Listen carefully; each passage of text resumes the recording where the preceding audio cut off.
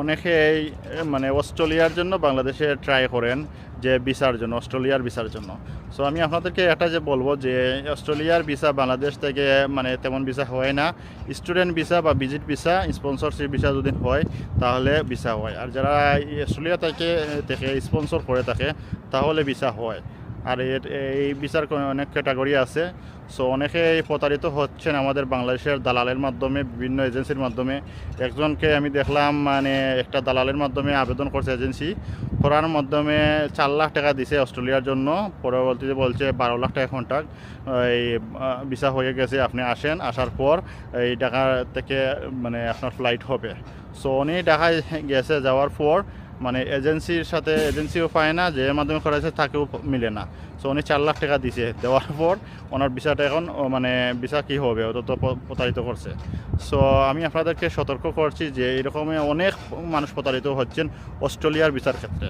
তো অস্ট্রেলিয়ার ভিসার ক্ষেত্রে বা মানে এজেন্সি বা যার মাধ্যমে করার না কেন একটা টাকা দিবেন না, ফার্স্টে 1 টাকা দিবেন না। ভিসা যদি হয়, কনফার্ম হয়, আপনি অস্ট্রেলিয়ার এমবেসি ফেস করে ভিসা পান, তখন তাহলে আপনি যাচাই বাছাই করে তারপর মানে ডিল টাকা দিয়েন। তা না হলে আপনি প্রতারিত হবেন। যেমন একজন হয়েছে, আজকে আমি সকালে শুনছি একজন এইভাবে প্রতারিত হয়েছে। এই 4 লাখ টাকা দেওয়ার পর এজেন্সিও পায় না, দালালও পায় না, যার মাধ্যমে করেছে। সো এখন মানে কারো প্রতি বিশ্বাস নেই, টাকা পয়সা দিয়ে কারোকে বিশ্বাস করবেন না। মানে ইউরোপের বা বিভিন্ন দেশের ক্ষেত্রেও যদি দেন, ভালোভাবে আপনি মানে ডকুমেন্ট রাখবেন যে টাকাটা পাওয়া যায় সেরকম। কারণ এখন পৃথিবীর মানুষের মানে মানে অনেক মানে প্রতারিত করছে, বেইমান হয়ে গেছে সত্যি বলতে। মানুষ জেনে মরা বা দেয়া, এই এটার জবাব দিয়ে দিতে হবে, এটা মানে মাথায় নেই। আর মানুষ এখন মানে মানুষের সাথে টাকা পয়সা নিয়ে প্রতারিত করে যাচ্ছে। কারণ এটা চিন্তা করে না যে দুনিয়াতে মানে কয়দিন থাকবে, কয়দিন বাঁচবে, একদিন তো মারা যাবে, আল্লাহর কাছে জবাব দিতে হবে একজনের হক মেরে খেলে।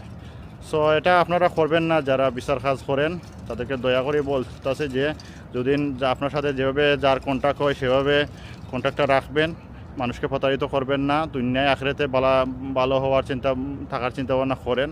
কারণ ভাই বেশি দিন পৃথিবীতে বাঁচবেন না। যার টাকা যদি মেরে খাবেন, এই জবাবদিহি আপনি আখিরাতে গিয়ে দিতে হবে, কারণ আল্লাহ একজন উপরে আছে। সো যারা এই বিচার কাজ করেন তাদেরকে আমি বলতেছি দয়া করে এটা করবেন না ভাই, বুঝছেন। মানুষের ভালো করতে পারলে করেন, কিন্তু বাদ করার চেষ্টা করবেন না। তখন আপনি আল্লাহর কাছে পাবেন, পৃথিবীতেও পাবেন, সম্মানিত একজন মানুষ থাকবেন, আপনার নাম ডাকবে। সো দয়া করে এটা করবেন না। আর যারা বিচার কাজ